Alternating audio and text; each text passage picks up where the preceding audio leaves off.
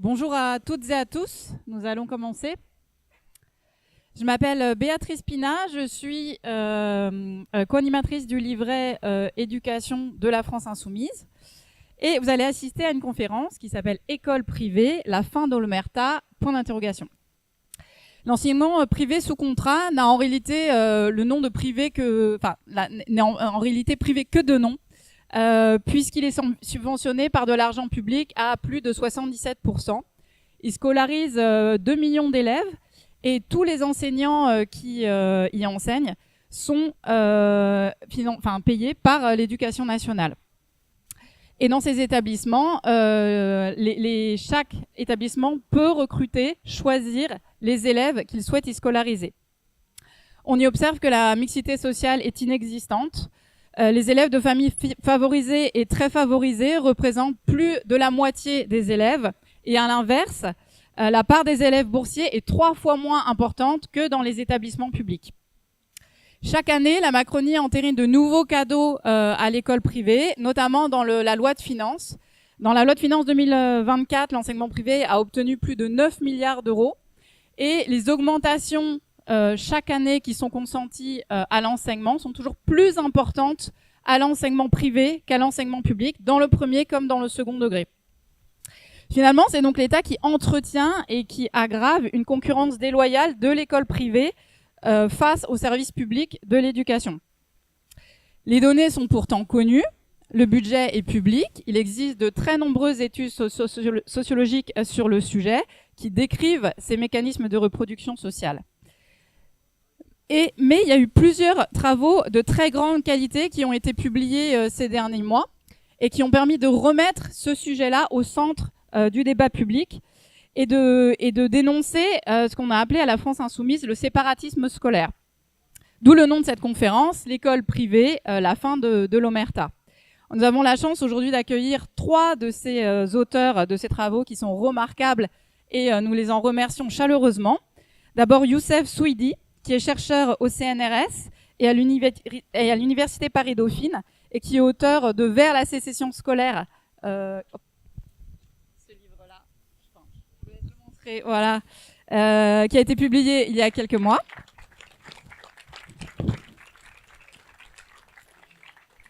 Nous accueillons également Fabienne Federini, qui est docteur en sociologie, spécialiste des questions éducatives et des politiques publiques relatives au public et territoires prioritaires. Et vous êtes autrice notamment d'un article qui a fait beaucoup parler, Enseignement privé et ségrégation sociale et scolaire, la responsabilité de l'État engagée, en mai dernier.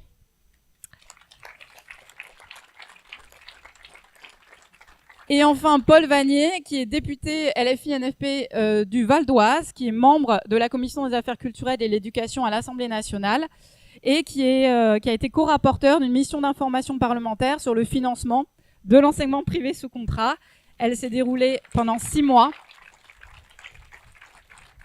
43 auditions et le rapport met en avant 55 propositions. Tu reviendras dessus à la fin. Donc chacun va intervenir une quinzaine de minutes et vous pouvez rédiger des questions sur des petits papiers qui vous seront distribués notamment par Mohamed et par Clémence. Donc si vous voulez, si vous avez l'idée d'une question, d'une interpellation des personnes qui sont à la tribune, vous levez la main et les questions vont revenir et puis on y répondra à la fin de la conférence. Donc je donne la parole à Youssef Souidi qui va commencer par dresser un état des lieux des rapports entre écoles publiques et privées. Je peux faire tomber ça. Bonjour à tous. Est-ce qu'on m'entend? C'est bon pour, Non? Là c'est mieux? Ouais. Bon, dites-moi parce que je risque d'éloigner le micro. Bonjour à tous, merci beaucoup pour votre invitation.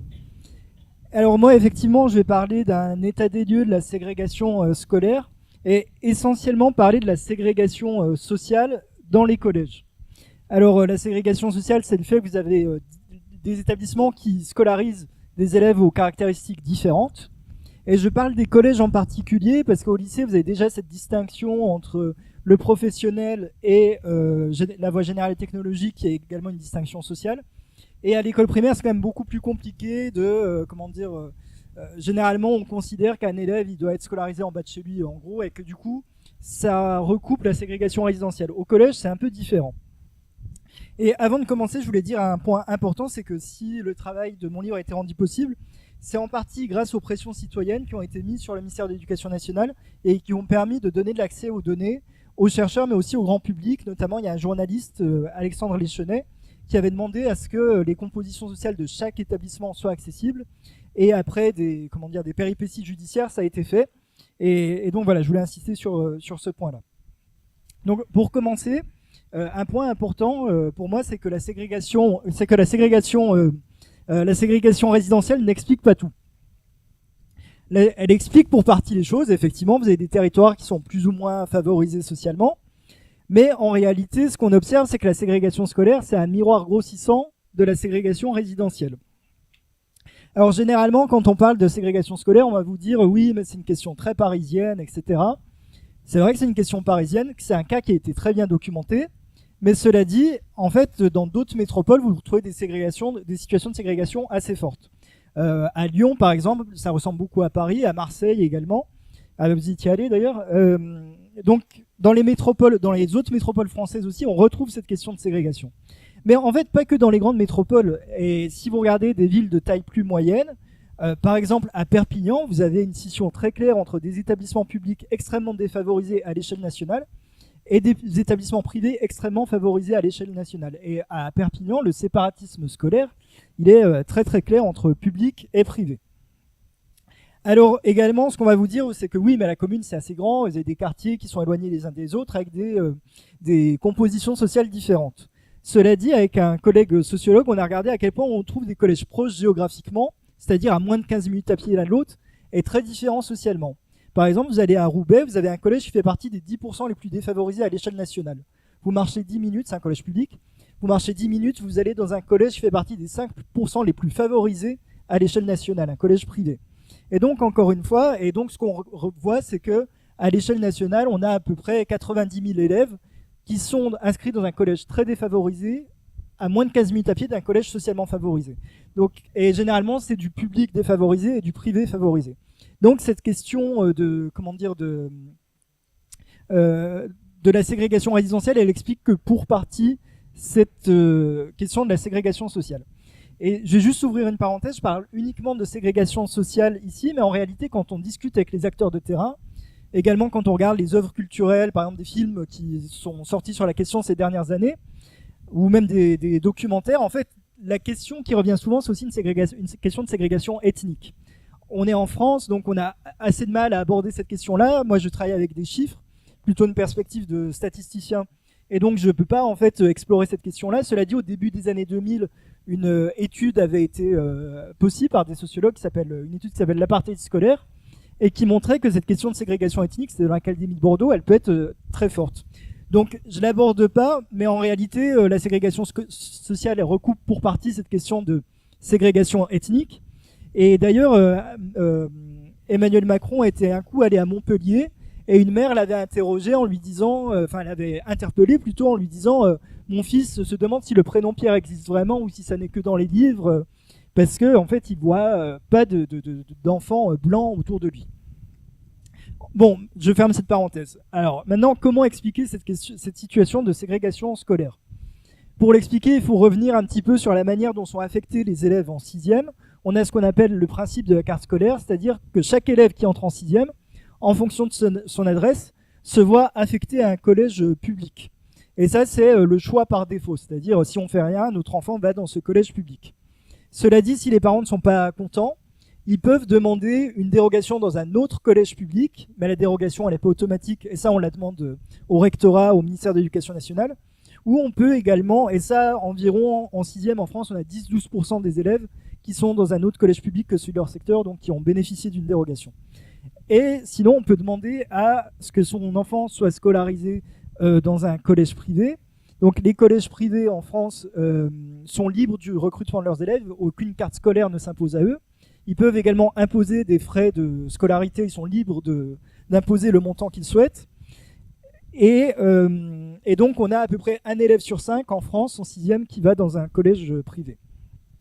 Et donc on a un système scolaire quand même qui met les parents face à un choix impossible, dans le sens où vous avez, là en particulier dans les grandes métropoles, des parents qui vivent à proximité de 2-3 collèges publics, privés, et qui connaissent cette possibilité qu'il y a d'échapper à son collège de secteur. Et donc, cette question du choix scolaire s'impose aux parents. Et il y a un film qui s'appelle La lutte des classes qui montre très bien ça, avec Édouard Baird et Leila Bekti, où les parents ne se posent pas du tout cette question de choix scolaire, mais petit à petit voient leurs voisins exfiltrer leur enfant de l'établissement public. Et donc, ils commencent à se poser la question, ça va jusqu'à une rupture, etc. Donc, désolé, je vous spoil la fin, mais en fait, non, c'est pas vraiment la fin. Mais bref, ça montre à quel point ça met les parents face à un choix impossible.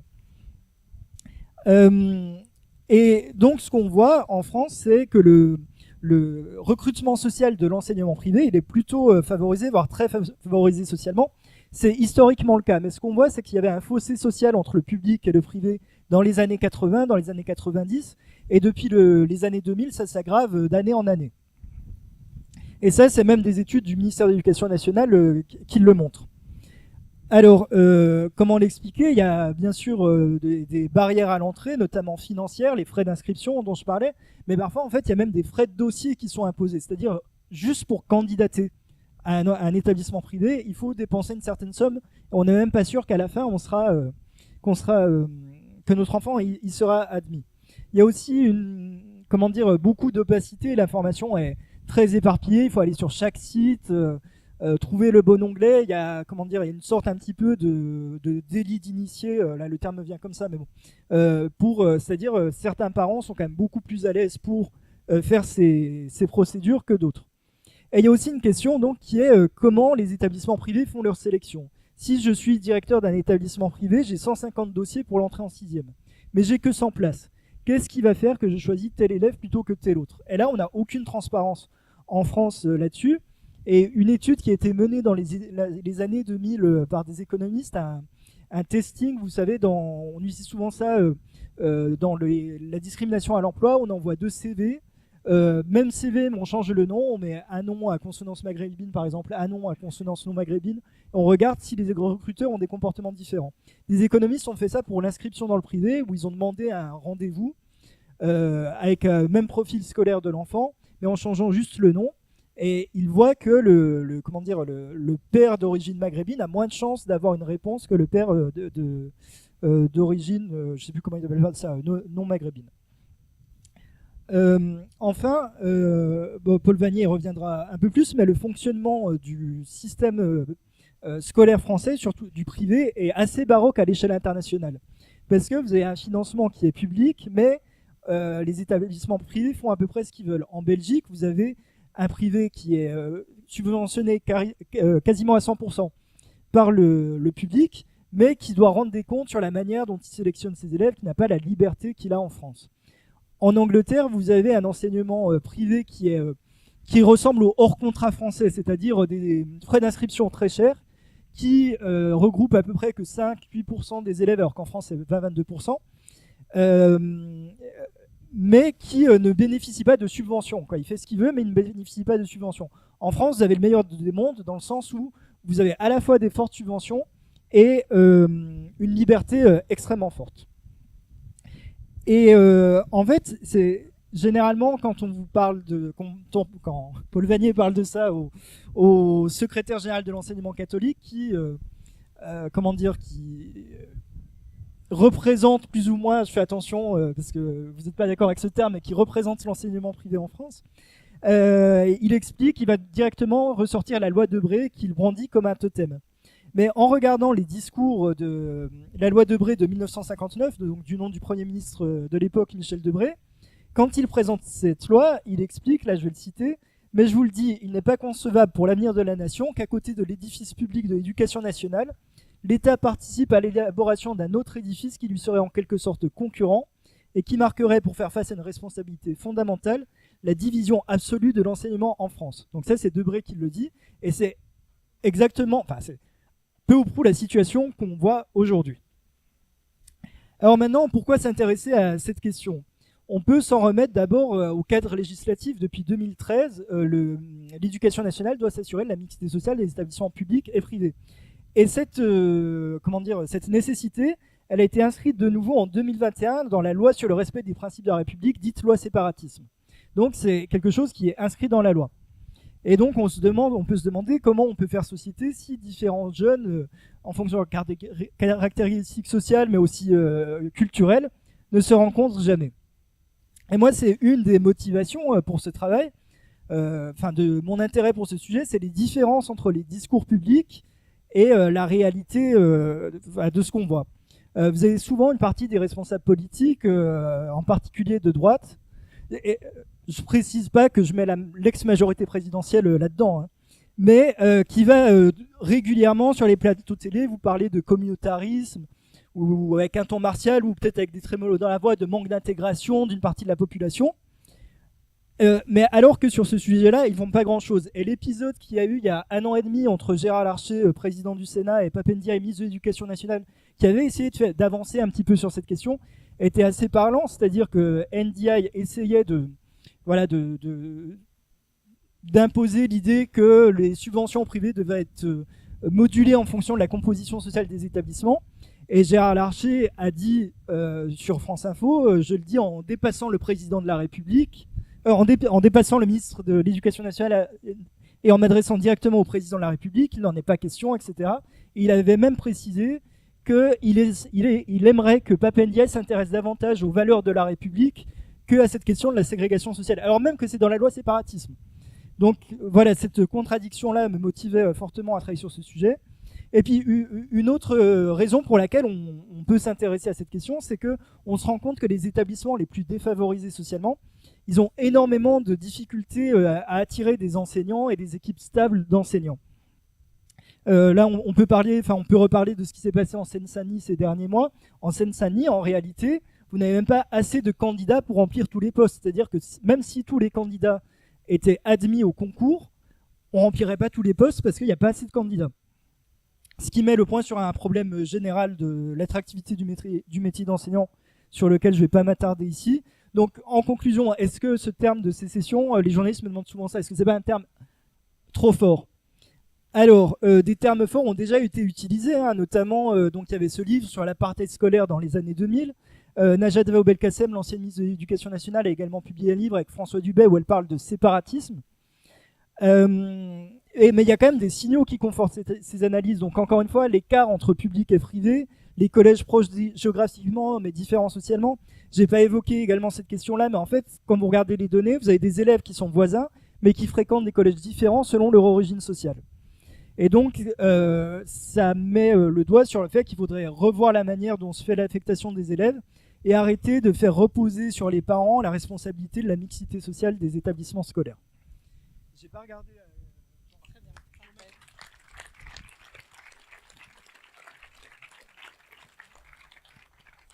Merci beaucoup. Je vais passer la parole à Fabienne Federini et vous allez nous présenter le chemin historique, comment on en est arrivé là. Bonjour à toutes et à tous. Merci beaucoup pour l'invitation. Est-ce que vous m'entendez ? Oui. Alors, déjà, peut-être faire quelques préliminaires et dire que parler de l'enseignement catholique privé, il faut parler d'une école, mais d'une école qui ne fonctionne pas seulement à 2 vitesses, c'est-à-dire public-privé, mais qui fonctionne à plusieurs vitesses, puisque dans le public, il y a l'éducation prioritaire, et donc notre système scolaire, il est ségrégé, pour reprendre le terme de Youssef, aux 2 extrémités. L'éducation prioritaire, où vous avez 60% des élèves qui sont issus de milieux défavorisés, et l'enseignement privé, où il y a 57%, selon les dernières statistiques, d'élèves issus de catégories favorisées, voire très favorisées, et chacun de ces segments scolarise 20% des élèves. Donc déjà, on a un premier versant qui est une ségrégation au niveau de l'éducation prioritaire, d'une ségrégation qui n'est pas choisie mais qui est subie. Et de l'autre côté, une ségrégation qui est choisie par les classes favorisées de ce pays. Notamment pour des raisons financières, parce que la Cour des comptes l'a dit dans un rapport de juin 2023, il n'y a pas de données nationales sur les tarifs pratiqués par les collèges, par les établissements privés sous contrat. Le tarif en collège, c'est en moyenne, le tarif moyen, c'est 849 € par an. Donc, la liberté de choix qui est au principe de l'existence de l'enseignement privé catholique, vous voyez bien qu'elle n'existe pas pour toutes les familles. Par ailleurs, il y a quand même un article du Code de l'éducation, qui est l'article 442.1, qui dit que l'enseignement privé, ayant des fonds publics à 77%, rappelons-le, doit accueillir tout élève, tout enfant, sans distinction d'origine, d'opinion, de croyance. Or, vous voyez bien qu'il y a un certain nombre de familles qui ne peuvent pas y avoir accès pour des raisons financières. Donc, on ne peut pas, à mon avis, parler de l'enseignement privé si on ne l'intègre pas au système scolaire dans son entier, en parlant de l'éducation prioritaire, du public hors éducation prioritaire et du privé. Je voulais vous montrer un petit graphique qui avait été fait par le service de statistique du ministère de l'Éducation nationale, mais comme il n'y a pas de possibilité de passer de PPT, je vais vous le décrire. Donc, ce graphique qui est, que vous pouvez aller voir dans une note d'information de la direction d'évaluation de la prospective du ministère de 2023 est très nette. Qu'est-ce qu'elle montre? Elle montre que la quasi-totalité des collèges en éducation prioritaire renforcée, ce qu'on appelle les REP+, sont à 90, ne dépassent pas un IPS de 90, alors que les collèges privés n'ont aucun établissement en dessous de 90 en IPS. Et évidemment, dans le milieu, vous avez l'éducation prioritaire, qui n'est pas renforcée, et le public hors éducation prioritaire. Alors l'IPS, c'est l'indice de position sociale des collégiens, c'est-à-dire la composition sociale des collégiens au sein d'un établissement scolaire. Intégrer l'enseignement privé aussi dans un espace plus vaste, c'est aussi rompre avec une représentation qui est quand même assez dominante, où l'école est réduite à un marché concurrentiel. Je ne vais pas reprendre ici les propos de l'éphémère ministre de l'Éducation nationale, mais quand elle, Amélie Oudéa-Castéra, mais quand elle dit finalement, faute de moyens suffisants de remplacement dans l'éducation, dans le secteur public, nous avons préféré mettre notre fils dans le secteur privé, elle met en concurrence très concrètement le secteur public et le secteur privé, comme si l'un et l'autre relevaient d'un état de fait tout à fait naturel et non pas d'un dualisme scolaire qui a été mené notamment par l'État depuis 1959. Pareil, dire, comme le dit la Cour des comptes, que finalement, l'école privée est plébiscitée parce que l'école publique est défaillante, c'est quand même oublier un principe fondamental qui est que le privé, Youssef l'a dit, sélectionne ses élèves. Elle sélectionne ses élèves par des tarifs, mais elle sélectionne aussi ses élèves sur des critères scolaires. Elle prend les meilleurs élèves. Ça, c'est un point sur lequel il faut quand même être aussi très attentif. Et d'autre part, c'est aussi oublier que l'école publique donc accueille tout élève, y compris, comme il a été dit dans le rapport, les élèves qui sont exclus du privé. Donc, on ne peut pas comparer globalement ce qui n'est pas comparable. Donc, j'ai organisé mon propos et je vais essayer d'être assez rapide parce que sinon, je pourrais vous tenir là pendant des heures sur comment finalement l'État a organisé l'attractivité sociale et scolaire du privé depuis 1959. En fait, le dualisme scolaire, c'est-à-dire le fait qu'il existe un secteur privé et un secteur public, ne date pas de 1959. Il remonte à Napoléon et à 1808. Et même au moment des lois Ferry de 1886, la liberté d'enseignement est reconnue, mais il y a une condition essentielle qui était la suivante: à établissement public, fonds public; à établissement privé, fonds privé. La loi de 59, dite loi Debré, remet en cause ce principe. Je voudrais attirer votre attention sur quelque chose parce que souvent on ne le dit pas et dans le calendrier parlementaire, il me semble que c'est intéressant. La loi Debré donc a été adoptée le 31 décembre 1959. Il y a eu en janvier 59 une autre loi fondamentale pour le système scolaire qui est la réforme Berthoin. C'est-à-dire que la réforme Berthoin, c'est quoi? C'est le fait qu'une classe d'âge est désormais scolarisée, l'obligation scolaire passe de 14 à 16 ans. C'est-à-dire que c'est au moment même où il y a la première massification scolaire de l'éducation que se met en place à la fin de l'année un financement public du secteur privé.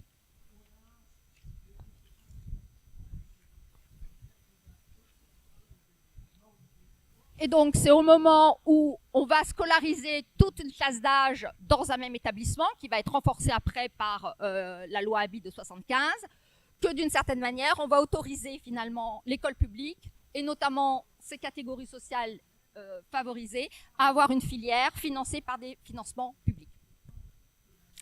Alors, depuis 59, donc, à la condition que les établissements privés sous contrat s'alignent sur les règles et les programmes de l'enseignement public, à condition qu'ils respectent la liberté de conscience et à condition qu'ils accueillent tout élève, quelle que soit leur opinion, leur croyance et leur origine, l'État donc assure le traitement des personnels et les dépenses de fonctionnement.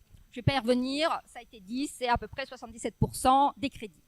Mais il institue aussi les établissements privés sous contrat sous un statut de collaborateur du service public. Puisque dans les mémoires de Debré, il est dit que Debré souhaitait, alors au-delà de la citation faite par Youssef, souhaitait un service public pluraliste. Donc, les établissements privés sous contrat deviennent des collaborateurs du service public, mais on leur réserve un statut particulier puisqu'on va leur accorder un caractère propre que la loi ne définit pas et qui va leur assurer une certaine autonomie. Au fur et à mesure du temps, ce caractère propre va ressembler en fait à une marque, comme à un label, qui leur permet de se distinguer des établissements publics, alors soit sur les contenus éducatifs, comme l'enseignement religieux, soit sur un meilleur suivi pédagogique. Et à chaque fois, la différence porte évidemment sur l'enseignement, le suivi, sur l'accompagnement éducatif et non pas sur l'enseignement. À partir de 63 et de la mise en place de la carte scolaire, les établissements publics sous contrat ne sont pas intégrés à la carte scolaire et donc ce principe n'a jamais été remis en cause depuis 63. En conséquence de quoi, le secteur privé, il recrute 2 fois moins d'enfants d'ouvriers et d'employés, 2 fois moins de boursiers, presque 2 fois moins d'enfants étrangers et 2 fois moins d'enfants d'origine étrangère. C'est également, et j'y insiste, des élèves qui sont moins en retard dans leurs études, qui arrivent avec un taux de retard en 6e moindre, et qui disposent de meilleures compétences en français et en mathématiques à l'entrée du collège. De même, l'école privée est peu charitable pour les élèves à besoins particuliers, puisqu'elle est très peu concernée par l'inclusion des jeunes en situation de handicap, par l'accueil des élèves allophones, et par la prise en charge des élèves ayant des difficultés scolaires et graves et persistantes qu'on retrouve dans les sections d'enseignement général professionnel adapté qu'on appelle les SECPA. Pour vous donner une idée des écarts et des progrès que l'enseignement privé catholique doit faire, presque 20% des collèges en REP+, accueillent une SECPA, une ULIS, une UPE2A, contre 0,2 des collèges privés. Donc, tout ça, évidemment, explique pourquoi l'indice de positionnement social des établissements privés est à 121, quand en éducation prioritaire renforcée, il est à 74, en éducation prioritaire simple, il est à 85, et dans le public hors éducation prioritaire, à 101. Mais les privilèges, évidemment, ne s'arrêtent pas là. Ils apparaissent aussi dans les différents aménagements. Alors, je ne vais pas les citer parce que ça serait trop long. Mais on va regarder les moyens d'enseignement. La répartition des moyens d'enseignement. Alors, en vertu d'un principe de parité, l'enseignement privé reçoit la dotation équivalente à celui du public. Alors qu'ils ont des élèves qui ont un profil social et un profil scolaire plutôt adaptés aux apprentissages et plutôt avec des comportements scolaires attendus. Ceci permet sans doute de dégager des heures pour un meilleur accompagnement pédagogique des élèves. De plus, cette parité qu'on appelle égalité de traitement, qui n'en est pas une, puisqu'on applique à des situations différentes des principes identiques, entre un secteur qui discrimine et un secteur qui accueille tout élève. Et quand on regarde le nombre d'élèves par enseignant, au niveau de l'enseignement privé, on s'aperçoit qu'il est non seulement le même, qu'il est plus faible que celui dans le public, mais qu'il est équivalent à celui de l'éducation prioritaire. Dans les concessions financières qui ont été accordées, si on prend ces dernières années, on en a une avec la loi Blanquer en 2019 sur l'abaissement de l'obligation scolaire à 3 ans, qui, je le rappelle, dans l'Hexagone, concernait 100% d'une classe d'âge. Donc, les seuls départements qui étaient concernés éventuellement par cette obligation scolaire étaient Mayotte et la Guyane. Donc, il aurait peut-être fallu effectivement définir un plan pour que l'ensemble des enfants de Mayotte et de Guyane puissent accéder à l'enseignement, à l'école maternelle. Mais ça a surtout permis de donner, alors si j'en crois votre rapport, 36 millions d'euros en 2019-2020 au privé. Et là, on en est, pour la loi de finances de 2024, 46 millions d'euros. Voire très sous-estimé. Mais surtout, là où moi j'ai fait ma carrière à l'éducation prioritaire, donc j'ai ce prisme-là, surtout en 2019, Jean-Michel Blanquer a ouvert les crédits de l'éducation prioritaire au privé, avec les contrats locaux d'accompagnement. Et c'est estimé dans la loi de finances de 2024 à 600 000 euros. Voilà. Or, l'enseignement, les établissements privés sous contrat, même si certains ont un IPS effectivement plus faible, quand on regarde les collèges publics voisins, on s'aperçoit que c'est pas les mêmes élèves, ils n'ont pas les mêmes caractéristiques scolaires. Au niveau des boursiers, il y a plusieurs échelons. Ils ne sont pas parmi les échelons les plus élevés, etc. Donc, il y a un sujet, et la Cour des comptes le dit d'ailleurs, puisqu'elle dit certains établissements privés plus défavorisés, elle n'est pas sûre que certains établissements privés plus défavorisés ne disposent pas de moyens plus importants que les établissements publics comparables. Sur, deuxième point, un état des négociateurs ou un état des missionnaires. Ce qu'il faut dire, c'est que la loi Debré a permis deux choses. Elle a permis, alors, on va laisser le bénéfice du doute à Debré, mais disons que la loi, elle a permis deux choses. D'abord, d'unifier le réseau des établissements publics catholiques. Et d'autre part, elle a renforcé la ségrégation sociale et scolaire. Alors, sur le premier point, la loi Debré de 59 reconnaît effectivement que des établissements privés. Elle ne reconnaît personne d'autre, puisque c'est les établissements privés qui signent les contrats. Mais très vite, en fait, dès 62, l'État va, parce que le réseau privé est majoritairement composé d'établissements catholiques, l'État va trouver un interlocuteur, et ça sera d'abord le secrétariat général de l'épiscopat, puis le secrétariat général de l'enseignement libre, et aujourd'hui le secrétariat général de l'enseignement catholique, qui est, je le rappelle, qui n'a aucune légitimité, sauf celle qui lui a été octroyée par la Conférence des évêques de France. C'est lui pourtant qui négocie avec l'État les crédits publics dans une procédure qui est hors droit commun. Alors, chaque année, au ministère, les recteurs viennent négocier leurs crédits. Le privé n'est pas présent. Et le privé ne dépend pas de cette grande direction qui est la Direction générale de l'enseignement scolaire. Le privé est suivi par la Direction des affaires financières. Donc, un service financier négocie directement avec le SGEC les crédits. On peut donc se demander très raisonnablement s'il n'y a pas un vice-ministre de l'Éducation chargé de l'enseignement privé. Quand on entend donc l'actuel Philippe Delorme remettre en cause les orientations du ministre de l'Éducation nationale, les groupes de niveau, dit-il, parce qu'il n'a pas suffisamment de moyens, ou quand interrogé par le quotidien Ouest France en février dernier sur les politiques éducatives actuelles, il déclare ceci, il déclare avoir la sensation qu'aujourd'hui, on revient en arrière, on nous parle de choc des savoirs, de réarmement civique, n'a-t-on pas quelque chose de plus positif à proposer aux élèves, un projet porté par l'espérance.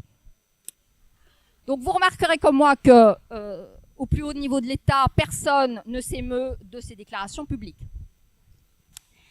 La loi Debré a renforcé la ségrégation sociale et scolaire. Alors oui, quand on regarde les chiffres, c'est assez clair. Depuis 2000, on a l'enseignement privé est passé de 41,5% d'enfants issus de milieux favorisés à 57% aujourd'hui. Et pour donner encore une image beaucoup plus saisissante, sur les 200 collèges ayant les IPS les plus élevés, 75% sont privés. Inversement, sur les collèges ayant les IPS les plus bas, 98 sont publics et évidemment, ils relèvent tous de l'éducation prioritaire. Par ailleurs, les écarts ne cessent donc de s'accentuer et c'est un constat qui est connu puisque le service statistique du ministère publie chaque année dans un recueil ces différentes données. Alors, dans quelle position se trouve l'État face à l'enseignement privé et donc plus particulièrement par rapport au SGEC qui est à la fois le syndicat et le délégataire de crédit, bon, qui est dans un drôle de rôle de cogestion finalement. D'abord, l'État n'impose pas aux établissements privés l'obligation de mixité qui découle des lois. Youssef l'a rappelé, que ça soit la loi le Code de l'éducation de 2013, par la loi de 2013 et aussi par la loi de 2021. Mais on signe par contre avec le SGEC en mai 2023 un protocole d'accord décrivant, je cite, une trajectoire et un plan d'action partagé en vue de renforcer la mixité sociale et scolaire des établissements d'enseignement privé associés à l'État par contrat relevant de l'enseignement catholique. Qu'est-ce que prévoit ce protocole quand on regarde un peu? Il prévoit le doublement du taux de boursiers dans 5 ans.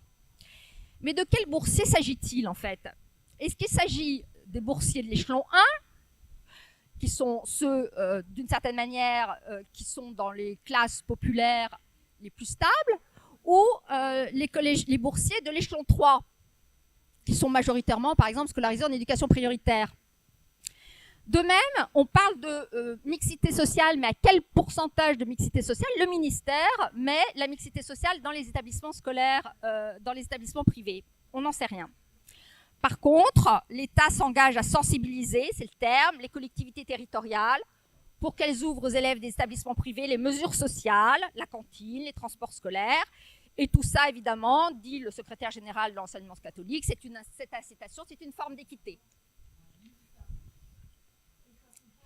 Ensuite, mais je vais passer très vite, parce que ça a été dit dans le rapport de la Cour des comptes et dans le rapport que Paul Vanier et son collègue ont dirigé, l'État n'effectue pas les contrôles réglementaires, ni financiers, ni pédagogiques, et il faut effectivement qu'il y ait une enquête de Mediapart à Stanislas pour que l'inspection générale de l'enseignement scolaire, de la recherche et des sports y mette son nez et fasse un rapport. Donc, on peut dire de manière raisonnable, sans pousser le trait en fait, que l'État a délégué au SGEC, c'est-à-dire à une instance sans légitimité, la gestion des établissements privés sous contrat, alors que d'après la loi Debré, cette responsabilité incombe à l'État, et qu'il l'a fait de surcroît sans en assurer les contrôles réglementaires, pourtant prévus par la dite loi, et contrepartie au financement du privé. Donc, finalement, comme le dit l'historien Antoine Pro, nous sommes passés d'une concession de service public à un service privé d'enseignement public, concurrent du service public. Oui, j'en finis. Alors, sur quel compte mettre cette incurie? La responsabilité de l'État, et plus précisément des différents ministres, est relativement engagée. Je rappellerai qu'en 2017, au moment où il prend ses fonctions, Jean-Michel Blanquer dit qu'il ne voit pas pourquoi on ne pourrait pas s'inspirer du privé pour refonder le secteur public. Par ailleurs, je renvoie aussi aux propos tenus anonymement par haut fonctionnaire du ministère dans le journal d'opinion récemment, qui dit « Il y a 15 ans, on pouvait encore se permettre de taper sur le privé, maintenant c'est fini, il est prescripteur, il fait le job, il encadre mieux les élèves, les parents d'élèves adhèrent, le réel et le marché donnent raison au public, c'est au contraire l'État qui est obligé de négocier avec lui. » Donc avec une telle conception, si peu convaincue du service public, je ne vois pas comment l'État est en mesure d'imposer quoi que ce soit au privé. Mais pire, en fait, je crois que l'État a été affaibli par des années de politique d'austérité budgétaire. Et je terminerai sur la réponse faite à la Cour des comptes par le ministère lui-même. C'était sous Papendiaï. Enfin bon, qu'importe, de toute façon, c'est fait par les services, les réponses à la Cour des comptes, questionnaire de la Cour des comptes.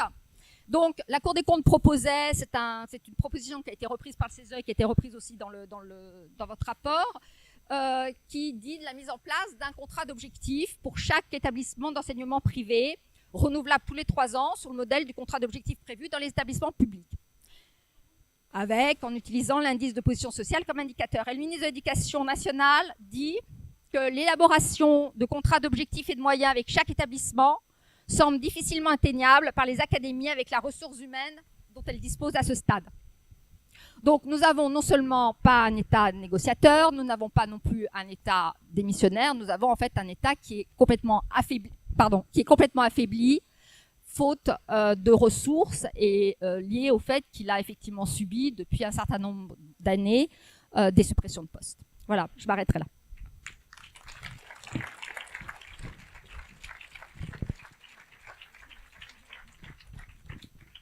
Avant de passer la parole à Paul, je vous rappelle que vous pouvez rédiger des questions pour nos intervenants et qu'elles vont être remontées ensuite ici pour faire réagir chacun des trois auteurs de ces travaux particulièrement intéressants.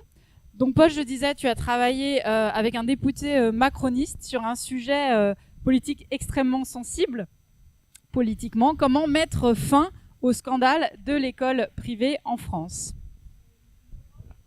Merci Béatrice, merci Youssef, Fabienne pour votre présence et bonjour à toutes et à tous. Je suis très heureux qu'on aborde ce sujet de l'école privée. C'est la première fois que je crois qu'on le fait à l'occasion des amphis.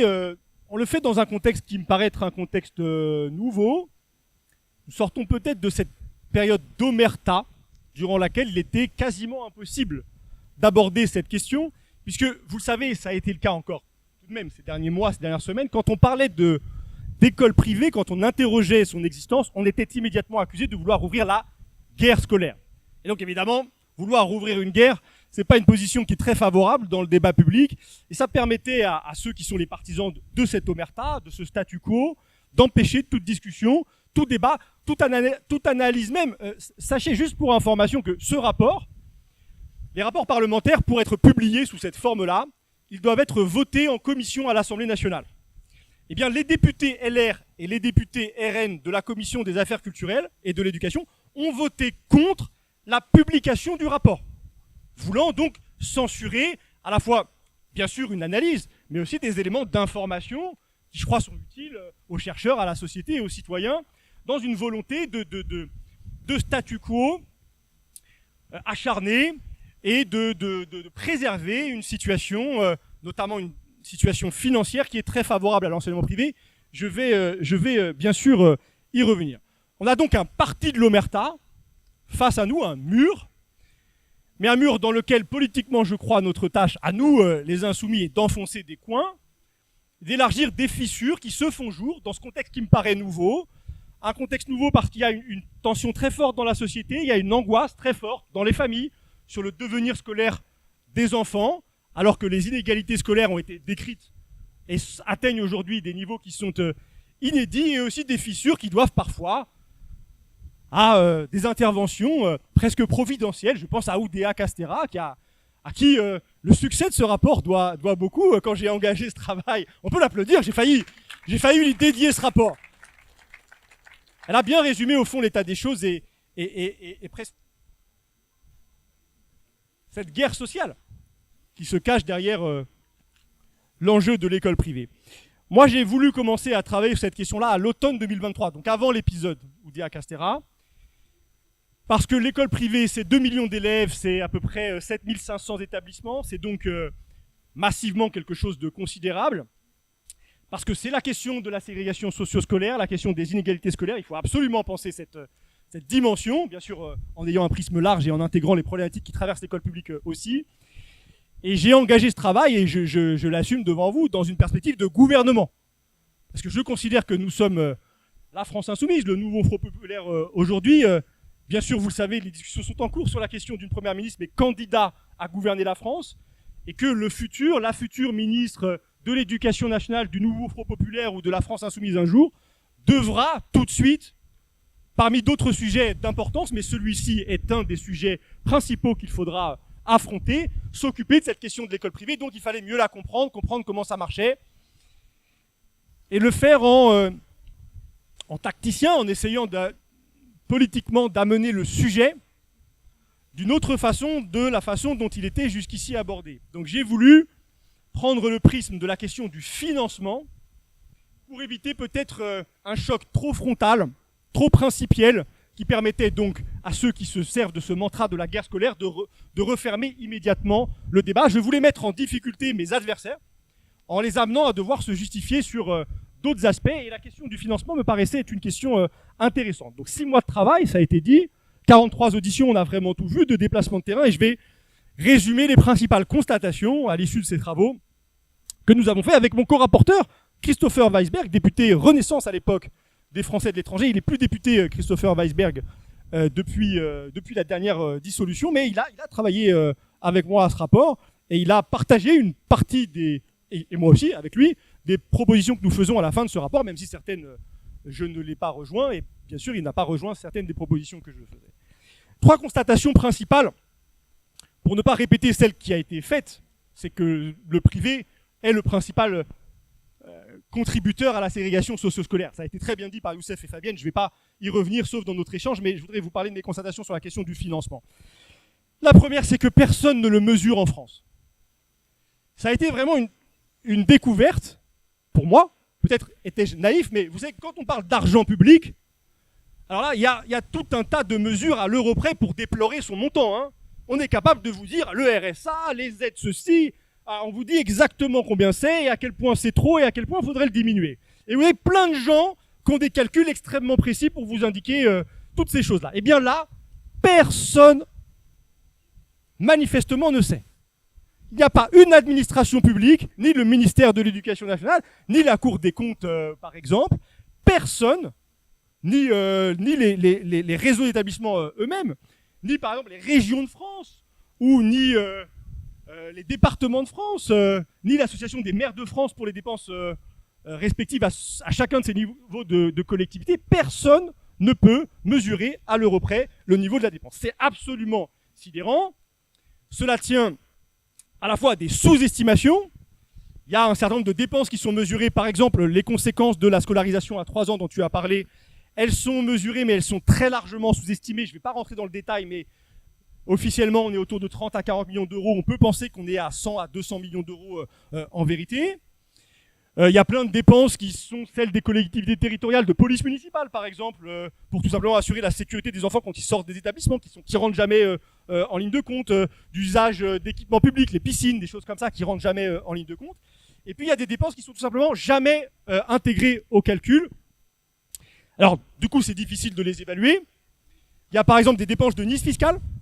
Il est possible de faire des dons aux établissements privés sous contrat qui sont gérés par des associations de type 1901. Donc, comme pour toutes les associations 1901, quand vous leur faites des dons, vous êtes éligible à une déduction fiscale de 66%. Donc, c'est pas rien. Vous savez que les niches fiscales, c'est une dépense au budget de l'État. Personne ne mesure, et pas le ministère des Finances, le montant de ces niches fiscales. Il y a un autre type de dépense qui n'est jamais intégré, qu'on chiffre dans le rapport. Ce qu'on appelle les dépenses de services administratifs. Au ministère de l'Éducation nationale, en administration centrale et déconcentrée, il y a plein de fonctionnaires qui gèrent les rapports avec l'enseignement privé. C'est 2 millions d'élèves, 7500 établissements, des dizaines de milliers de personnels. Il faut faire des fiches de paie, on chiffre cette dépense de services administratifs à 790 millions d'euros. C'est pas un petit truc, hein, 790 millions d'euros. Cette dépense-là, elle n'est jamais intégrée dans les estimations qui courent. Et donc moi, je peux, avec Christopher Weisberg, on ne fait qu'une estimation dans le rapport parce que on n'a pas les moyens de la Cour des comptes ou du ministère de l'Éducation nationale en 6 mois de travail avec une administratrice de l'Assemblée nationale. Mais on chiffre dans le rapport les dépenses, le total des dépenses publiques, État et collectivités, situé entre 10 et 12 milliards d'euros. C'est sacrément large, hein. Là, ouais, l'épaisseur du trait, on est à 2 milliards d'épaisseur du trait. Je pense même, depuis le mois d'avril de la publication de rapport, que j'étais trop prudent. Je pense aujourd'hui qu'on est entre 12 et 15 milliards. Si on regarde bien les choses, hier a été publiée une information selon laquelle le pacte enseignant, je ne rentre pas dans les détails, c'est un truc qu'a mis en place récemment les macronistes, profite essentiellement aux enseignants du privé. Ça aussi, c'est encore de l'argent public qui vient financer l'école privée. La seule chose qu'on peut dire avec certitude, c'est que les fonds publics qui profitent à l'école privée, ils ont considérablement augmenté, bien sûr depuis 1959, mais même à plus court terme, depuis 10 ans.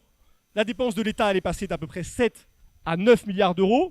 C'est 24% en 10 ans. Hein. Le budget de l'éducation nationale, il n'a pas augmenté de 24% ces 10 dernières années. Et dans certaines collectivités, en Île-de-France par exemple, le conseil régional, présidé par Valérie Pécresse, le conseil régional d'Île-de-France, depuis 2016, il a augmenté ses dépenses d'investissement au lycée privé sous contrat francilien, c'est par ailleurs une dépense qui est facultative, de 450%. 450% de 2016 à 2024. Voilà la dynamique des dépenses dans cette collectivité. C'est des ordres de grandeur qu'on peut retrouver dans d'autres collectivités, notamment celles qui sont dirigées par des exécutifs de droite. Je vous ai dit, personne ne sait exactement combien tout ça représente. Et si personne ne sait, c'est parce que personne ne veut savoir. Ou personne ne peut savoir. On a rencontré des hauts fonctionnaires, par exemple, qui nous ont dit qu'ils étaient ou bien entravés, ou bien s'auto-censuraient lorsqu'ils voulaient parfois évaluer ce que les textes les invitent à faire ou ce que la logique devrait commander, s'auto-censurant, baignant dans ce qu'un haut fonctionnaire nous a décrit comme une culture de l'évitement, c'est-à-dire que dès qu'il y a le privé, il vaut mieux se mettre à distance, parce qu'il y a une pression politique extrêmement forte, qui peut peser d'ailleurs y compris sur des recteurs ou des inspecteurs d'académie, qui sont, je crois, des défenseurs de l'école publique, qui peut peser sur eux dans des contextes politiques locaux par ailleurs, et qui les conduit à se tenir à distance de ce sujet inflammable, qui est celui de l'école privée. Donc premier constat, c'est énormément d'argent, c'est de plus en plus d'argent, mais personne ne sait exactement combien cela représente.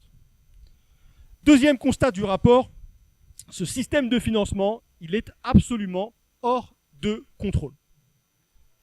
Le contrôle financier des établissements privés sous contrat, des 7500 établissements privés qui vivent d'argent public, qui sont financés, ça a été dit, à plus de 75% par de l'argent public. Le contrôle financier, je parle pour être précis de l'audit financier, qui est un contrôle assez approfondi, et il est essentiel parce que c'est le seul qui permet de tracer l'usage des fonds publics. Le seul qui permet de dire que l'argent donné à l'établissement sert à financer la politique qui, par la loi, par le cadre, est prévue par les textes. À l'heure actuelle, au rythme actuel, pour réaliser un audit financier de tous les établissements privés sous contrat du pays, il faudrait 1500 ans. 1500 ans. Donc, vous êtes à la tête d'un établissement privé sous contrat, vous avez une chance sur 1500 d'être contrôlé. Comprenez que la probabilité est très faible. Et encore, je dis une fois tous les 1500 ans, c'est parce qu'ils ont un peu accéléré ces dernières années, c'est-à-dire qu'ils sont passés de 1 contrôle par an à l'échelle nationale à 3 ou 4. Mais il y a 3 ou 4 ans, ça pouvait être 1 contrôle par an. Il y a même des années à 0 contrôle par an. C'est vous dire l'état des choses, l'absence totale de contrôle, qui donc autorise des mécanismes de fraude, des mécanismes de détournement de fonds publics, dont nous n'avons pas eu les moyens de vérifier, de mesurer, l'importance, mais qui nous ont été décrits. Nous avons dans le rapport décrit 4 mécanismes de fraude, de détournement de fonds publics. Par exemple, la déclaration d'heures d'enseignement qui sont fictives, qui ne sont pas assurées, mais qui sont financées par de l'argent public. Ou par exemple, l'usage de fonds publics à des fins qui sont même parfois explicitement interdites par la loi. Par exemple, dans le premier degré, l'argent public ne peut pas financer des dépenses d'investissement, par exemple, ne peut pas financer la rénovation de la toiture d'une école. Mais les caisses des établissements privés sous contrat sont des caisses noires. Les fonds qui abondent ces caisses ne sont pas tracés lorsqu'ils en sortent. Et donc, probablement qu'une partie des fonds publics qui rentrent dans cette caisse peuvent financer à la fin des opérations d'investissement qui me paraissent particulièrement choquantes parce que ce sont des opérations patrimoniales. C'est de l'argent public qui finance littéralement du patrimoine privé, du bâti, qui peut être par exemple revendu à l'occasion d'une transaction immobilière et qui irait enrichir une association, donc pas un intérêt public. Donc là, il y a une dérive qui est très forte et qui peut être opérée dans ce climat qui est un climat d'absence de contrôle. Et peut-être plus sidérant encore, le fondement, au fond, de ce qui relie en principe financièrement ces établissements à l'État, le contrat d'association que la loi de 1959 constitue. Le contrat d'association lie chaque établissement privé sous contrat à l'État et en principe est renégocié chaque année et organise les conditions de son financement, du financement de cet établissement. Bien, la Cour des comptes, pas la France Insoumise, la Cour des comptes a montré dans son très récent rapport, dans un échantillon, mais dans cet échantillon que dans au moins 21% des établissements privés sous contrat, le contrat avait tout simplement, matériellement, disparu. Personne n'a le contrat. Personne ne l'a, personne ne peut le fournir, personne ne le retrouve dans les archives, il n'existe plus, et pourtant, pourtant, l'argent, boum, boum, boum, chaque année, il tombe. Il tombe sans que le document contractuel qui prévoit les modalités du calcul n'existe, ne soit révisé. Et donc, on peut s'interroger sur la valeur de ces contrats d'association introuvables. Je passe sur les situations dans lesquelles il ne reste que des avenants de ces contrats, mais si on regarde la part des établissements dans lesquels les contrats ont disparu et celles dans lesquelles il n'y a que des avenants qui sont assez anciens, on n'est pas loin de la moitié des établissements. Ces contrats sont souvent introuvables et ils sont, en tout cas avec certitude, ils sont incassables. Ils existent dans l'écrasante majorité des cas depuis 1959. Je vous l'ai dit, il y a 7500 établissements privés sous contrat en France. Aujourd'hui, il y en avait un peu plus en 1959. Et on a cherché à savoir dans combien de cas il y avait eu des ruptures de contrat. Et bien, avant l'épisode du lycée Averroès, sur lequel je vais rapidement revenir à Lille, on a trouvé, en interrogeant tout le monde, un seul cas, depuis 65 ans, sur 7500 établissements. Un seul cas, ce qui fait un taux de rupture de contrat de 0,009%. Autant dire que ces contrats ne sont jamais cassés, y compris dans des circonstances, et là, l'actualité récente nous a fourni un exemple édifiant, y compris lorsque les établissements privés sous contrat piétinent littéralement la loi, en l'occurrence la loi Debré, qui, en échange du financement public, exige de ces établissements privés sous contrat 3 choses: qu'ils ne discriminent pas les élèves à leur entrée, qu'ils respectent la liberté de conscience des élèves et qu'ils enseignent les programmes dispensés dans l'enseignement public. Ce sont les 3 obligations contractuelles qui permettent d'être financées sur fonds publics. Eh bien, très récemment, le collège Stanislas, qui a été l'objet d'un rapport de l'inspection générale de l'éducation nationale, c'est très rare, que c'est le maximum, c'est le sommet de l'inspection de l'éducation nationale. Le rapport de l'inspection générale de l'éducation nationale, qui a été très longtemps, qui est resté caché, secret, mais c'est Mediapart qui a fini par le sortir, il dit 3 choses.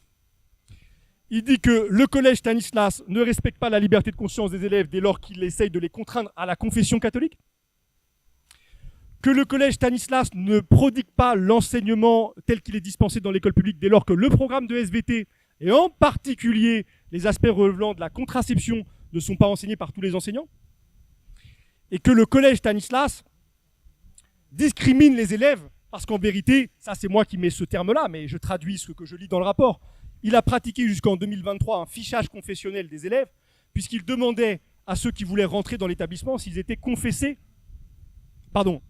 baptisés ou s'ils ne l'étaient pas. Ce qui est par ailleurs une pratique de fichage qui est réprimée par la loi.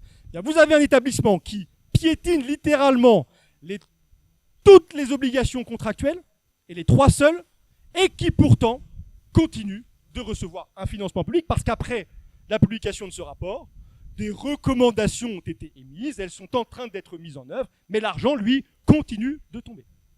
L'argent de l'État, l'argent de la région Île-de-France, le lycée Stanislas, collège, je dis collège, bref, il y a aussi un lycée dedans, et le lycée d'Île-de-France qui reçoit le plus d'argent public de tous les lycées publics et privés confondus. On a donc un système hors de contrôle, des contrats qui, en vérité, s'apparentent à des contrats léonins. Il n'y a que pour l'État qu'il y a des obligations financières, et pour l'établissement, on voit bien que quand il ne respecte pas ce que la loi prévoit, il n'y a pas de conséquences à tout ça. 3e et dernière constatation, tout ça, aujourd'hui, s'organise en dehors de tout cadre légal. C'est sidérant de le constater, et je l'ai constaté, Fabienne a commencé à le dire.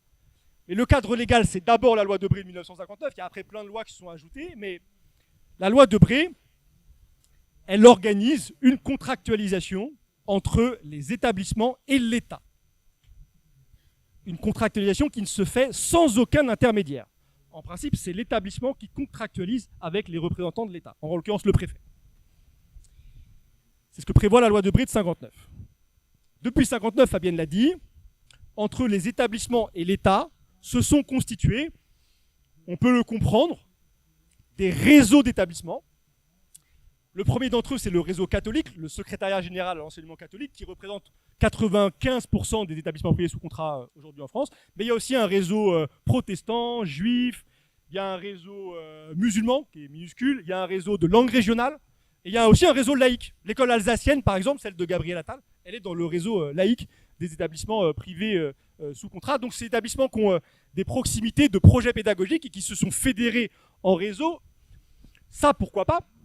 Mais il se trouve que depuis 1959 et progressivement, ces réseaux sont devenus les interlocuteurs de l'État et du ministère de l'Éducation nationale, et qu'aujourd'hui, ils jouent un rôle central dans l'allocation des moyens publics qui sont discutés chaque année entre la direction des affaires financières du ministère de l'Éducation nationale et en particulier le secrétariat général à l'enseignement catholique. Ces gens discutent de milliards et de milliards d'euros d'argent public. Ils le font hors de tout cadre légal. Il n'y a pas un article du Code de l'éducation qui prévoit ce dialogue de gestion-là, et ils le font dans l'opacité la plus totale. Il n'y a pas un compte-rendu de ces discussions qui pourtant existe chaque année, qui soit disponible, qui soit transparent et que chacun pourrait consulter pour se faire un avis sur ce qui est décidé et ce qui est discuté. Non seulement c'est insupportable, mais par ailleurs ça pose beaucoup de questions. Ce rapport de l'État au réseau induit des effets de discrimination entre établissements privés sous contrat. Il y a une première discrimination entre les établissements catholiques d'un côté et ceux relevant de tous les autres petits réseaux de l'autre. Par exemple, on demande aux établissements des petits réseaux, on leur demande des choses qu'on ne demande pas aux établissements catholiques pour contractualiser. On leur demande par exemple, depuis Papendiaï, d'atteindre des objectifs de mixité sociale. Et comme bien souvent ils ne les atteignent pas, on leur dit on ne peut pas vous donner du financement public. Cette exigence-là, qui me paraît saine, elle n'est jamais opposée aux établissements de l'enseignement catholique qui représentent 95% de la masse de ces établissements. Première discrimination, grand réseau catholique et tous les autres, les petits réseaux. Et puis parmi les petits, il y a un réseau qui est particulièrement discriminé, qui est le plus petit. C'est 11 établissements, c'est quelques centaines d'élèves en France, c'est le réseau musulman. Et là, quand en républicain, on s'intéresse à la question de l'égalité face à la loi, de l'égalité de traitement, on peut être choqué par par la façon dont ce réseau et ces établissements sont traités. Je vous donne quelques exemples. Je donne 2 exemples. À Marseille, dans les quartiers nord de Marseille, derrière la zone Euromed pour ceux qui connaissent un peu Marseille, on a un établissement privé confessionnel musulman qui s'appelle l'établissement Ibn Khaldoun, dans lequel certaines classes sont contractualisées. En vérité, c'est les classes qui sont contractualisées. Je ne veux pas être trop technique, mais certaines classes sont contractualisées. Cet établissement, il déborde d'élèves. Chaque année, il y a plein de demandes d'inscription dans l'établissement. Et chaque année, ces demandes de contractualisation pour de nouvelles classes sont refusées. Et dans le même temps, on a dans le même quartier, qui est un quartier qui est en croissance démographique très forte, un collège catholique qui va ouvrir là, le collège Loyola, et dont les classes vont être quasi immédiatement contractualisées, ce qui est par ailleurs une procédure exceptionnelle, qui permet de gagner beaucoup de temps, parce qu'en principe, il faut 5 ans pour contractualiser. Donc vous voyez, on est dans une zone où il y a ce que la loi Debré appelle un besoin scolaire, qui n'est pas très bien défini dans la loi Debré, mais d'un côté, l'État dit, le représentant de l'État, le rectorat dit, il y a un besoin scolaire pour l'enseignement catholique, donc on va contractualiser. Et de l'autre, alors que les classes de cet établissement musulman sont pleines, qu'il y a toujours plein d'inscrits, etc., que certaines classes sont déjà contractualisées, on refuse de contractualiser davantage de classes dans cet établissement, et les deux sont situés à quelques centaines de mètres, voire kilomètres à vol d'oiseau. Et quand j'interroge le recteur d'Aix-Marseille, je ne comprends pas sa réponse, parce que sa réponse, elle est pleine de sous-entendus. Elle est du style, monsieur Vanier, vous comprenez bien pourquoi. Et je vous jure que c'est ça. Et je ne comprends pas pourquoi. Moi, je suis un républicain. Donc pour moi, il y a égalité de traitement en République. La loi Debré, je la critique de plein de points de vue. Ce système, je pense qu'il faut le faire tomber. Mais tel que la loi le prévoit aujourd'hui, il y a une égalité de traitement que j'observe dans cet endroit-là. Autre exemple sidérant, le cas du lycée Averroès à Lille, dont peut-être vous avez suivi que son contrat venait d'être rompu. C'est historique, hein, vous avez dit, jusqu'ici, il n'y en avait qu'un depuis 65 ans.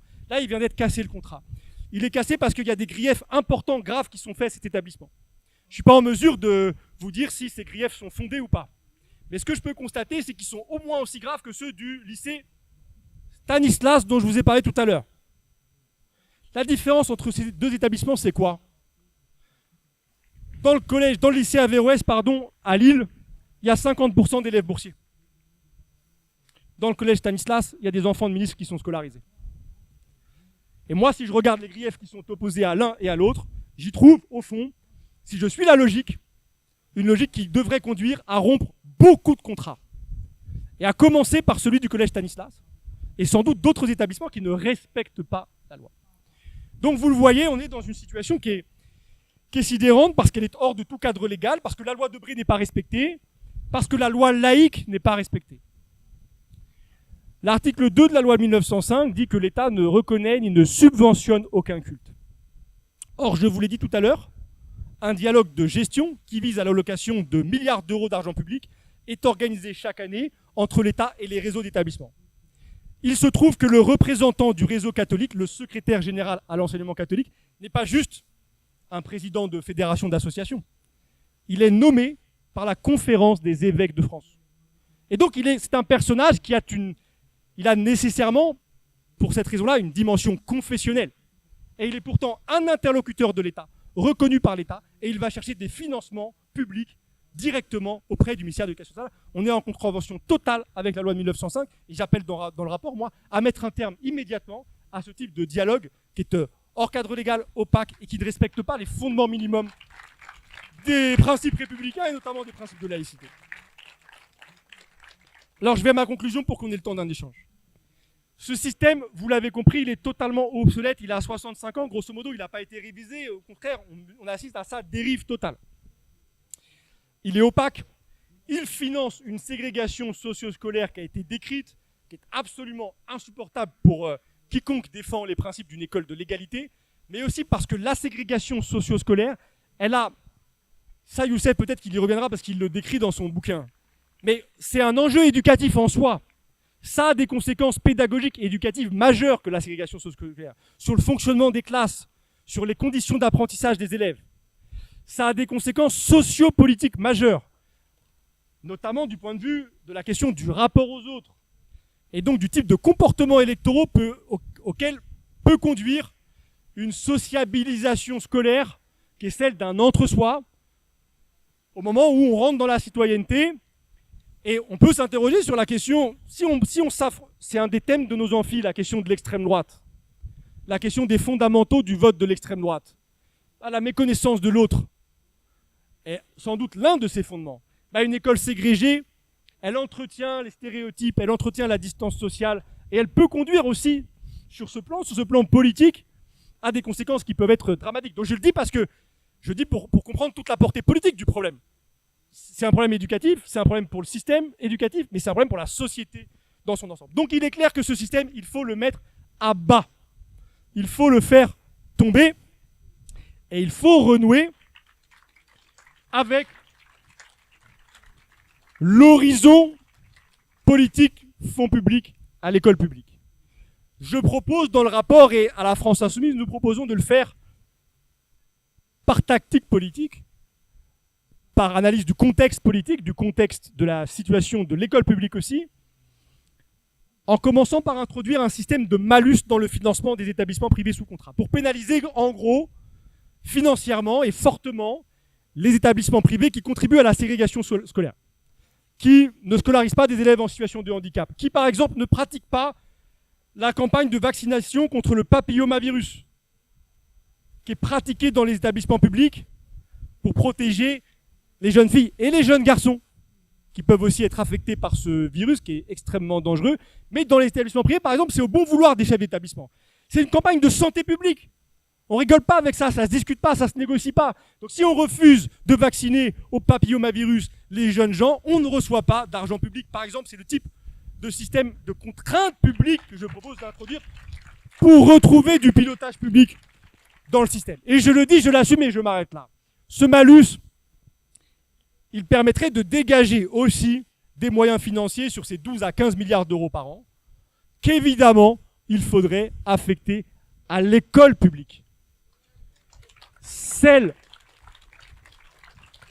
qui fondamentalement se définit comme celle qui ne trie pas les élèves, qui les accueille tous sans aucune exception, et pour quiconque, pour vous j'imagine comme pour moi, veut le projet de l'école de l'égalité et de l'émancipation, le seul instrument, le seul outil pour y parvenir, bien sûr, c'est l'école publique, c'est elle qu'il faut reconstruire, c'est elle qu'il faut redresser, en ayant un spectre large et en pensant, en travaillant la question de l'école privée, qui est un élément absolument incontournable lorsque on veut transformer le système éducatif, rompre avec lui tel qu'il est organisé aujourd'hui dans notre pays, en France. Je vous remercie et à l'échange maintenant.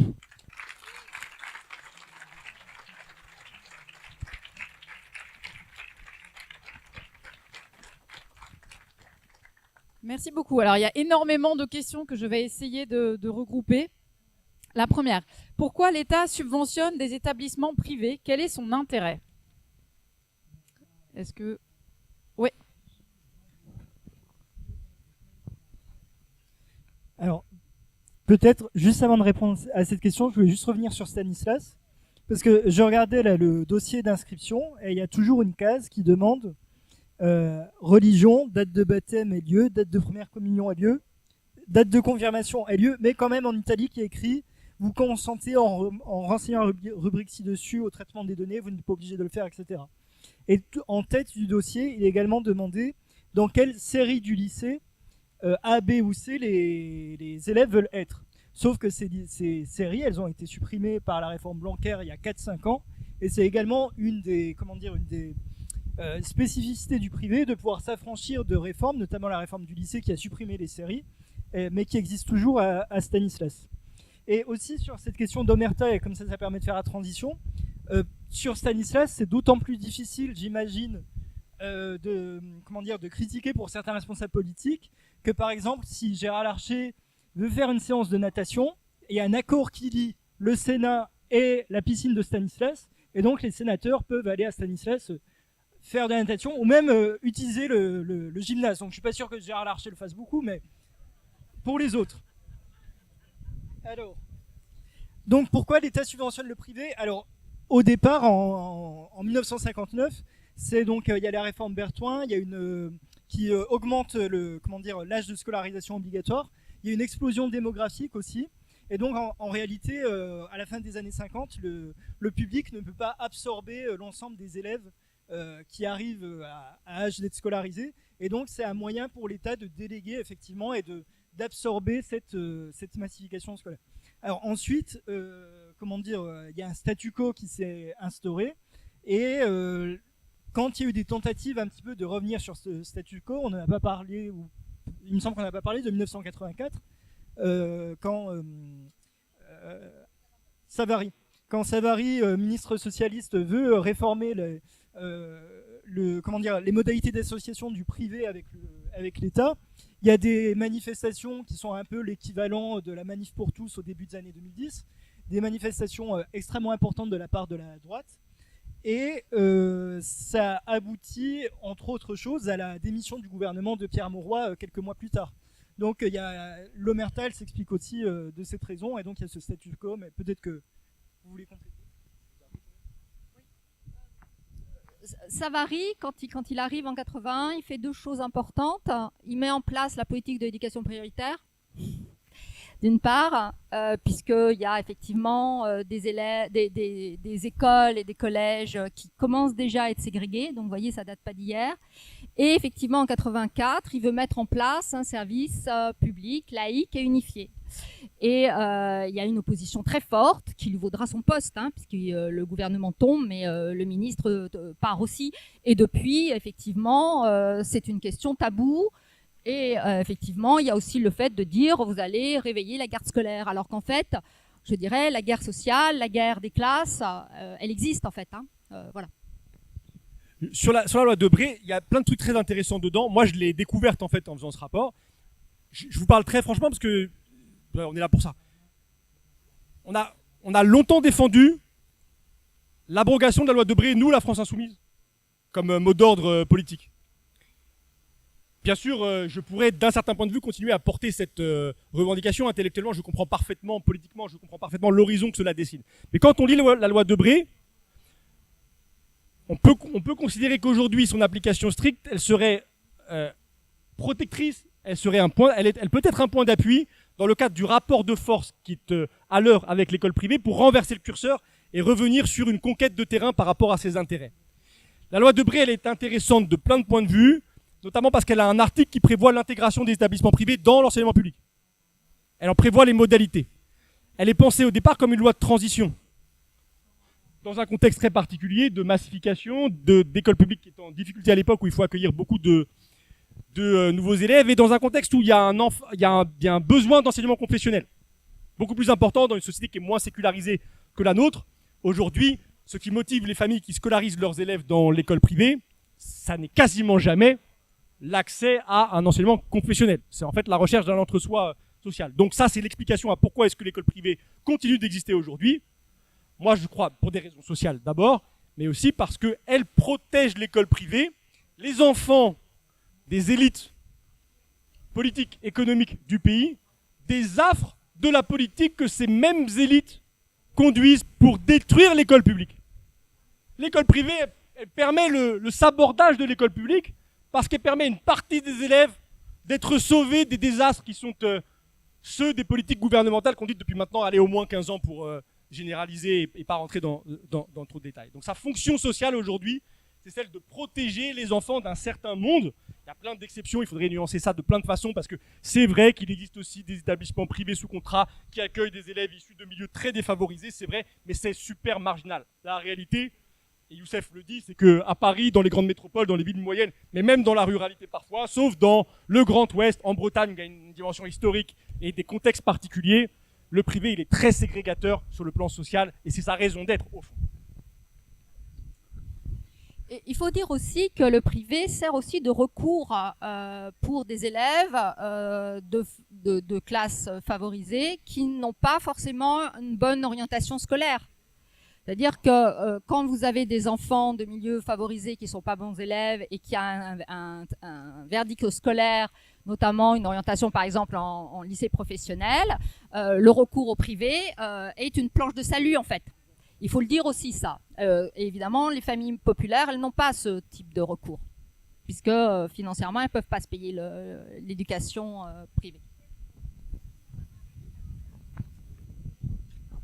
Alors, une question, ne faudrait-il pas urgemment interdire les écoles non mixtes, garçons-filles, en particulier pour les écoles catholiques dans lesquelles les cours d'éducation sexuelle peuvent avoir des contenus problématiques pour elles? Autre question, on voit à Lyon et ailleurs comment l'enseignement privé est l'incubateur de mouvements d'extrême droite locaux. Où en est-on de la jonction des luttes antiséparatistes et antifascistes? Une autre série de questions qui concerne plutôt le programme. Faut-il abolir l'école privée? Certains, y compris à gauche, prétextent du caractère massif de l'enseignement catholique pour éviter de se battre pour une école 100% publique. Que leur répondez-vous? Et puis, une autre question qui a été abordée, est-ce que finalement le secteur privé sert de modèle pour la casse de l'école publique et de sa dimension nationale? Est-ce que vous pouvez préciser les propositions de LFI à ce sujet? Que pensent nos partenaires du nouveau Front populaire de nos propositions sur l'école privée? Une question sur la Vendée, où il y a des taux de scolarisation des élèves en primaire qui dépassent les 51% dans les écoles privées. Et le texte explique que les systèmes de ramassage scolaire sont organisés de telle manière qu'ils favorisent les écoles privées. Les communes ne sont toujours pas dotées d'écoles publiques et il y a notamment une grande résistance des élus locaux. Voilà, donc revenir sur l'atteinte à la liberté de choix que cela engendre et au principe même de laïcité. Voilà déjà une première série de questions. Je voulais juste revenir sur la mixité et l'enseignement, le fait de doter suffisamment le ministère de l'Éducation nationale de moyens pour effectuer une éducation à la sexualité. Tous les ans, on dépose des amendements au projet de loi de finances à l'Assemblée nationale, notamment travailler avec le planning familial pour qu'il y ait suffisamment de fonds pour que dans toutes les écoles, il y ait cet enseignement qui est obligatoire et qui est inscrit dans le code de l'éducation. Et cet amendement est systématiquement balayé par les macronistes, LR, le RN. Donc simplement le fait d'appliquer le code de l'éducation, on n'y arrive même pas. On avait également déposé des amendements pour que ces enseignements soient dans tous les établissements et pas soient obligatoires dans tous les établissements sous contrat, hors contrat. Ça avait été balayé lors du projet de loi séparatisme. Pourtant, un projet de loi séparatisme. Et puis également sur la mixité, autre amendement balayé lors du projet de loi séparatisme. Je ne sais pas qui veut intervenir sur... donc, il y a faut-il abolir l'école privée, la Vendée. Moi, je suis assez d'accord. Enfin, comment dire ? Oui, d'accord, mais on va se retrouver avec les mêmes oppositions qu'il y a eu en 84. Donc, est-ce qu'il ne faut pas mieux être plus appliquer finalement, effectivement, la loi Debré, les intégrer petit à petit dans les logiciels qui peuvent exister, les logiciels de gestion, faire en sorte qu'effectivement les services de l'État s'y intéressent un peu plus. Enfin, voilà, il y a déjà matière, à mon avis, avec la loi actuelle, à réintégrer le privé dans des procédures de droit commun, que la négociation des crédits se fasse dans le cadre des dialogues de gestion avec les recteurs. Enfin, déjà commencer étape par étape, etc., à les faire rentrer dans le cadre légal avec une visée. Après, on verra. Mais en tout cas, déjà faire ça, parce que ça n'est déjà pas fait. J'essaie de répondre très vite. Sur les classes non mixtes qui existent dans les établissements privés sous contrat, les textes le permettent. Moi, je suis pour frapper financièrement au portefeuille les établissements qui pratiquent ce type de ce qui paraît être une discrimination et une atteinte à l'égalité de traitement des élèves. Sur la question des liens entre les établissements privés et ce qui a été décrit comme incubateur de mouvements d'extrême droite, ça peut poser la question du contrôle pédagogique de ces établissements. Alors, pour le coup, il est plutôt bien effectué au sens où les inspecteurs de l'éducation nationale se rendent dans les classes et comme pour les enseignants du public, il y a ce qui s'appelle le PPCR, etc., c'est-à-dire des contrôles, des inspections à intervalles réguliers de la carrière de ces enseignants du privé, même si dans les établissements privés, il y a une part importante de contractuels, bref, c'est pas le terme, mais de personnel précaire, 20%, c'est beaucoup plus que dans l'enseignement public, et eux peuvent ne jamais être contrôlés, pédagogiquement parlant, durant leur carrière. De même que ces inspections ne vont jamais regarder dans le temps réservé au caractère propre. Par exemple, dans le temps qui peut être le temps de la catéchèse, l'organisation des activités cultuelles. Et que peut-être que là, il y a quelque chose qui échappe au regard de l'État, au contrôle de l'État. Et il y a des préconisations dans le rapport qui visent d'ailleurs à ce que ce regard soit plus ample, que le spectre de l'inspection de l'établissement soit plus vaste pour éviter ce type de situation. Quel est le rapport du Nouveau Front Populaire à cette question ? Moi, je me réjouis que dans le programme du Nouveau Front Populaire, le principe du malus ait été repris. De même que l'abrogation des lois Fallot et Astier, c'est un peu technique, mais c'est ce qui conduirait à l'interdiction des subventions d'investissement qui sont aujourd'hui autorisées pour les collèges et les lycées privés sous contrat, qui me paraît scandaleuse pour les raisons que je vous ai indiquées tout à l'heure, mais c'est une mesure qu'on retrouve dans le programme du NFP. Donc, le programme du NFP parle de cette question-là. Je le dis, c'est important, les programmes de la NUPES en parlaient un peu moins, par exemple, que le programme du NFP. Et enfin, faut-il abolir l'école privée ? Moi, je suis attaché à un principe qui est le principe de liberté d'enseignement. Je pense que c'est un principe, c'est une des dimensions de la liberté. Elle est fondamentale, me paraît-il, et donc je ne suis pas favorable à sa remise en cause. Il peut y avoir une liberté d'enseignement dans le cadre d'écoles privées hors contrat. Ceux qui veulent, comme en Angleterre, faire le choix d'aller dans l'école privée financent entièrement les conséquences de ce choix. Après, il y a des éléments de contexte politique que Fabienne a un peu abordé. Vous l'avez compris, moi je cherche une tactique qui nous permette d'avancer plutôt que de rentrer dans un terrain qui a été un terrain de défaite pour la gauche ces dernières années. Et je regarde avec lucidité l'état de l'école publique qui est extrêmement fragilisé, qui est extrêmement faible. Et l'école publique, du jour au lendemain, ne pourrait pas intégrer 2 millions d'élèves avec certitude. Malheureusement. Et il faut la reconstruire avant d'envisager peut-être d'autres transitions. Moi, je suis favorable aujourd'hui à casser des contrats quand la loi n'est pas respectée, Stanislas par exemple, et je suis favorable à ajouter des clauses au contrat. Les contrats, c'est une relation, hein. Chaque année, en principe, la loi prévoit qu'ils soient revus, et ce sont les préfets qui les négocient. On pourrait imaginer que dans ces contrats, on ajoute une clause de mixité sociale, une clause de mixité de genre, une clause sur les élèves en situation de handicap. Et si ces clauses ne sont pas respectées, le contrat est cassé. Et les établissements passent dans le hors contrat. Les familles qui veulent y scolariser leurs enfants, eh bien, assument la dimension financière de ce choix. Et puisque je suis favorable au principe de liberté d'enseignement, eh bien cette liberté doit être garantie partout, aussi et bien sûr d'abord pour les familles qui veulent scolariser leurs enfants dans l'école publique. Et je réponds comme ça à la question sur la Vendée. Oui, il y a des déserts d'écoles publiques dans notre pays, des endroits où il n'est pas possible de scolariser son enfant dans l'école publique parce qu'elle est trop lointaine. Et donc là, il doit y avoir une action volontariste de la part de l'État immédiate de construction, d'ouverture d'écoles, de collèges, de lycées publics, partout où il en manque, pour garantir le libre choix, qui me paraît, encore une fois, être une liberté fondamentale, qu'il ne faut pas, comme liberté, remettre en cause. Reste la question du financement, du choix et de qui paye le choix de chacun. Et je vous ai donné la façon dont je voyais les choses à cet état.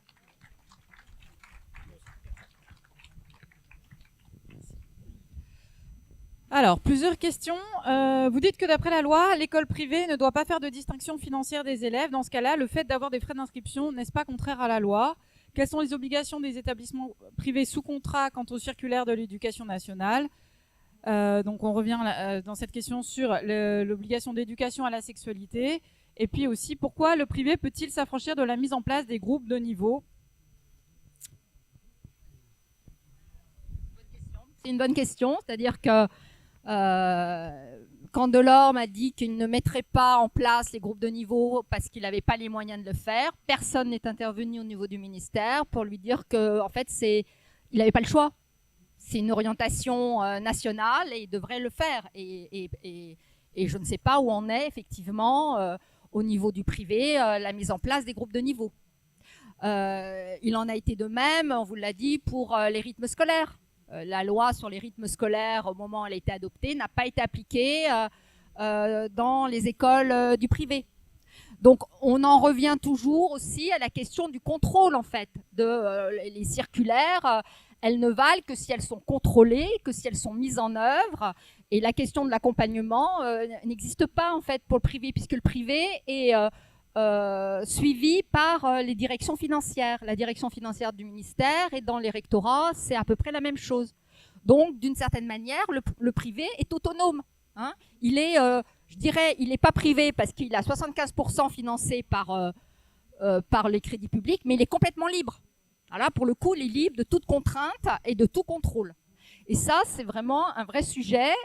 Et le fait qu'effectivement, on peut dire qu'on a quelque chose de l'ordre de un système qui est concurrent.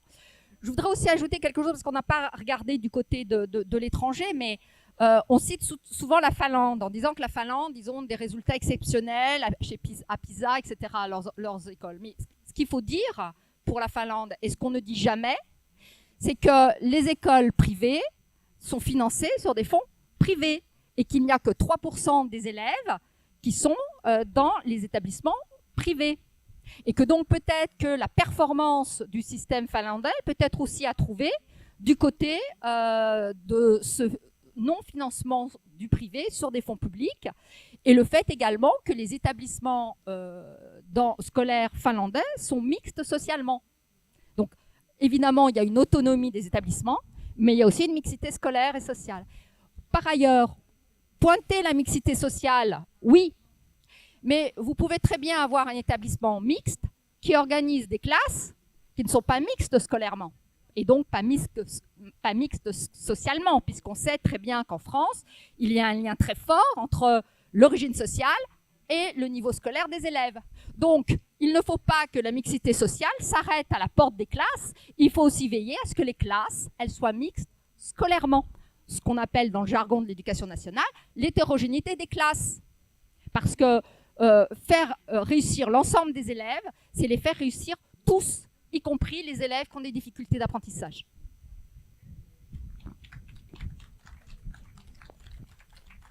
Alors, sur la distinction financière qu'ont le droit ou non d'opérer les établissements privés et les frais d'inscription, moi il me semble, mais la loi est très compliquée, même la Cour des comptes dans le rapport n'ont pas l'air de tout bien comprendre, il me semble que les frais d'inscription, à la base, sont destinés à financer le caractère propre des établissements privés. Or, aujourd'hui, on ne regarde pas du tout caractère propre, c'est-à-dire leçons de catéchisme, etc.